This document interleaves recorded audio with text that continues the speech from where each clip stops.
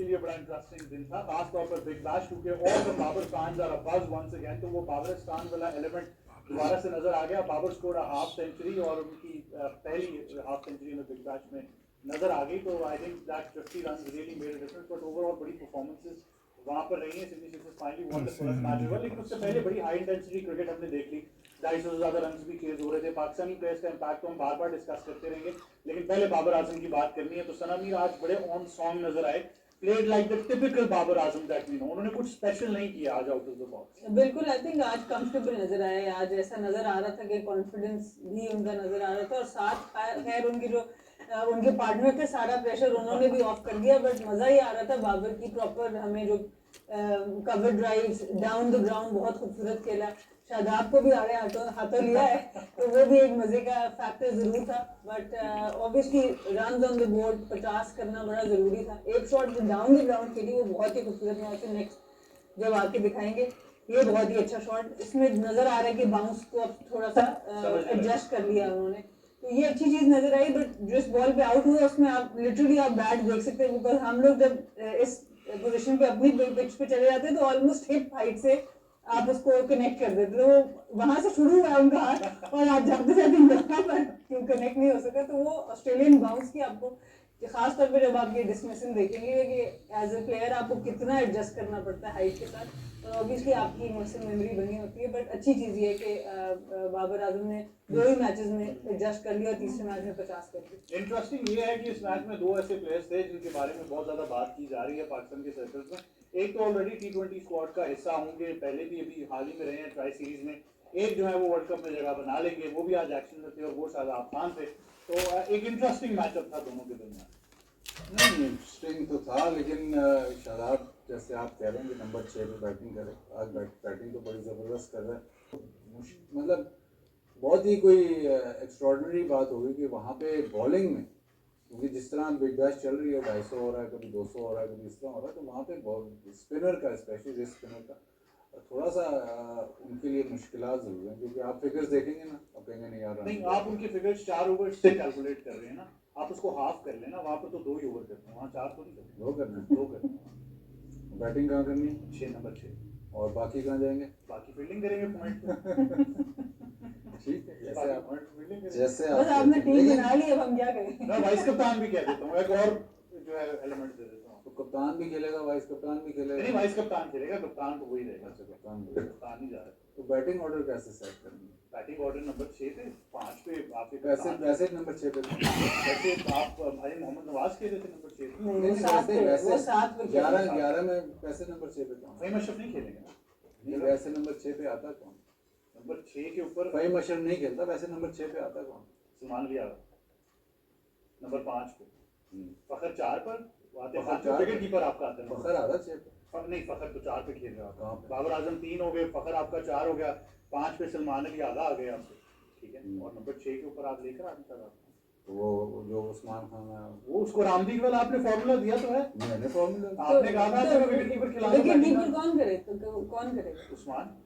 तो अच्छा, फहीम को बिठा दो। फहीम को बिठा दिया है, बिठा रही बिठा दिया है। तो दो साल उनको तैयारी करा के बिठा दी। तो इसी तरह जिसको तैयारी नहीं कराई उसको भी तो टीम में ले आया। फास्ट बॉलर 2 जी, और बाकी स्पिनर्स आप। तो एंड में कौन बॉलिंग करे? जो जिनके 2 ओवर बचाएंगे शुरू में। जिनके 2 ओवर शुरू में अच्छा, बचाएंगे। ठीक।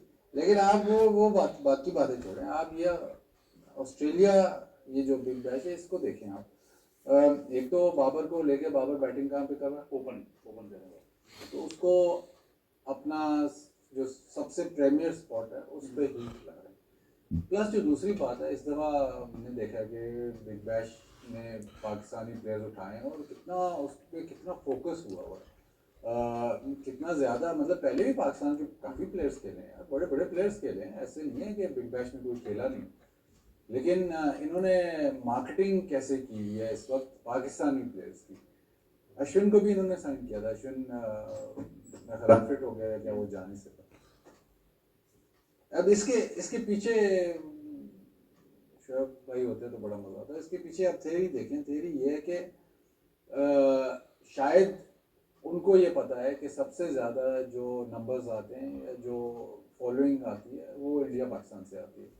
तो बिग बैश या ऑस्ट्रेलिया क्रिकेट बोर्ड पैसे मतलब इसमें प्रॉफिट ज़्यादा कमाना चाहता है। थोड़ा ये पिछले साल या कुछ ऐसा है कि इतना प्रॉफिट नहीं यानी है। मार्केटिंग स्टंट है। मार्केटिंग नहीं, स्टंट नहीं है। मार्केटिंग तो उन्होंने ऐसी की है कि आप देखिए सारे पाकिस्तान को एंगेज कर लिया ना। बिल्कुल। तो पाकिस्तान की आई बॉल्स तो पहले आपने ही मतलब हो रहा होता था बिग बैश, कोई ज़्यादा बात नहीं होती थी। लेकिन जब आपने बाबर को, स्पेशली बाबर को साइन किया और शाहीन को साइन किया और रिजवान को साइन किया, उसके बाद आई बॉल्स बढ़ गया। ज़्यादा हो गई। अश्विन जाता तो फिर इंडिया से भी आई बॉल बढ़ जाते, ये नेचुरल बात है। मतलब आप बड़े इंडिया में तो मसला ये है ना कि आईपीएल के अलावा तो वो लीग खेलते नहीं है, तो वहाँ से वो पुल नहीं आ सकती। तो ये इन्होंने एक बड़ी ज़बरदस्त, हमें पता नहीं चला लेकिन उन्होंने बड़ी ज़बरदस्त चीज़ की, अपनी लीग को इन्हांस करने, पॉपुलर करने के लिए ये है। और मेरे हिसाब से तो बड़ी अच्छी चीज़ है। आप कल बात कर रहे थे कि पाकिस्तानी प्लेयर्स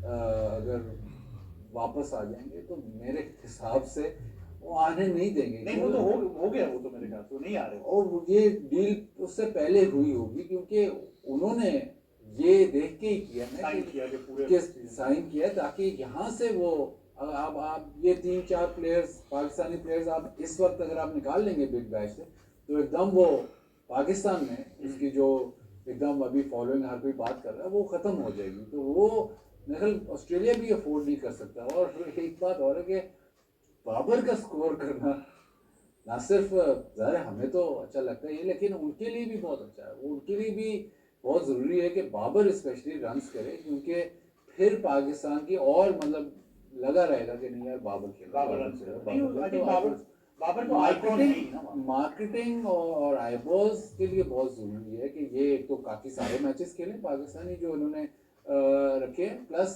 परफॉर्म भी करें, ताकि यहाँ से जो इन्होंने जो एवेल्यूएट किया ना कि यहाँ से हमारी व्यूअरशिप होगी या यहाँ से लोग ज़्यादा फॉलो करेंगे, वो सिलसिला चला। उनके लिए तो ठीक हो गया, तो हमारे लिए कितना फायदेमंद होगा कि श्रीलंका टूर वर्ल्ड कप से पहले वही कंडीशंस में आपके टॉप जो प्लेयर्स हैं वो हैं।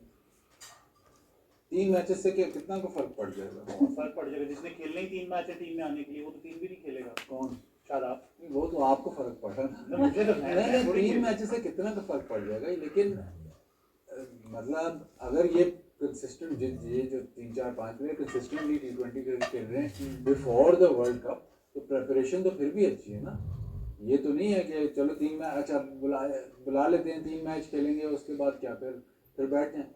तो वो उधर से निकालेंगे, 3 मैच खिलाएंगे फिर बहुत, लेकिन ये कंसिस्टेंटली कंडीशन फर्क है। लेकिन अगर आप कंसिस्टेंटली T20 क्रिकेट खेल रहे हो और आप इन फॉर्म हो तो वो ज़्यादा बड़ा फैक्टर है। बिल्कुल ऐसे ही है, लेकिन क्योंकि I think element of surprise जो है वो नहीं रहेगा। लेकिन आज एक और बहुत बड़ी खबर है जो मैंने आपको कहा था आपसे शेयर करेंगे एंड में, और वो ये है कि इंडिया ने अपने T20 वर्ल्ड कप स्क्वाड का ऐलान कर दिया है। अब as the host nation they taken that responsibility of being the first one to do that. ये उनका स्क्वाड आपके सामने स्क्रीन पर मौजूद है। सूर्य कुमार यादव भी उनके कप्तान है, अक्षर Patel is been the vice captain, but the big news is कि उनके इससे previous vice captain Shubman Gill को ड्रॉप कर दिया गया है और उनकी जगह आए हैं ईशान किशन जो टीम में जिनको शामिल किया गया है। सना मीर क्या कहना चाहेंगी, how big is this for India to drop Shubman Gill in the T20 world cup? I think बहुत प्रेशर आ चुका था सेलेक्टर्स पे, क्योंकि इससे पहले जो भी उनके मामला चल रहे थे विराट कोहली और रोहित शर्मा के साथ भी ODI के लिहाज से, अब ये लिटरली प्रेशर का एक नज़र आता है कि इतना परफॉर्म किया ईशान किशन ने डोमेस्टिक क्रिकेट के अंदर, और बाकी जब भी उनको इंटरनेशनल में मौका मिला है, और संजू सैमसन इतनी देर से डगआउट में बाहर बैठे थे, और जैसे ही फिर बहुत लंबा रन दिया शुभमन गिल को, और नहीं वो उस तरह से T20 में पिछले कुछ अरसे में परफॉर्म कर सके, और बहुत एक प्रेशर शुरू हो चुका था कि संजू सैमसन को आपने क्यों बिठाया हुआ है। तो उनको जैसे ही मौका मिला उन्होंने बहुत ही आउटस्टैंडिंग परफॉर्मेंसेस दी हैं at the top of the order. और जब खास तौर पे आपको पता है T20 क्रिकेट में जब विकेट कीपर ऊपर के 2 से 3 स्पॉट्स पे खेल देते हैं और इस तरह की बारी कर सकता है, तो आपको कॉम्बिनेशन सेट करना बहुत आपके लिए बहुत ज़्यादा फ्लेक्सिबिलिटी आ जाती है। आप मिडल ऑर्डर में एक पावर हिटर डाल सकते हैं, आप एक स्पिनर एक्स्ट्रा डाल सकते हैं, आप एक फास्ट बॉलर ऑलराउंडर डाल सकते हैं, तो आप अपने कॉम्बिनेशन के साथ बहुत ज़्यादा उसको अच्छी तरीके से चेंज कर सकते हैं, बिकॉज आपका टॉप ऑर्डर जो है वो सॉर्टेड है because of the wicket keeper. तो आई थिंक ये भी एक बहुत बड़ा एलिमेंट जरूर है। जब पूछा गया अगरकर से, उन्होंने भी इस बात के बारे में बात की कि एट द टॉप ऑफ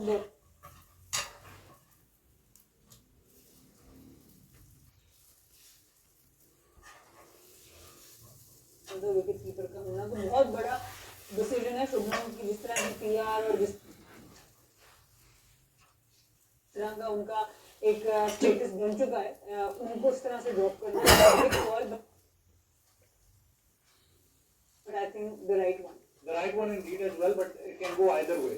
अब अगर T20 World Cup doesn't go according to their plan, तो फिर No, I think irrespective of that, दोनों संजू सैमसन और ईशान किशन को अगर आप देखें, उनके स्ट्राइक रेट्स को देखें, उनकी परफॉर्मेंसेस T20 क्रिकेट को देखें, तो it is the right one. बिल्कुल जी। Vajpayee Ishan Kishan comes back to the Indian side, इनके बारे में बहुत ज़्यादा डिबेट भी की गई है, बट टीम उन्होंने बहुत जबरदस्त सिलेक्ट की है। टीम इसमें कोई मतलब कोई ऐसी नहीं नजर आ रहा। नहीं, आप अगर सोचते कि यार सबसे अच्छी टीम क्या बनती है, तो बिल्कुल यही बनती थी। और ज़ाहिर बड़ा डिसीजन लेना पड़ा, बिल्कुल सही डिसीजन लिया। इस सारी टीम में वाइस कैप्टन का तो मसला हल हो गया, अब सारी टीम में मसला रह गया है कप्तान का।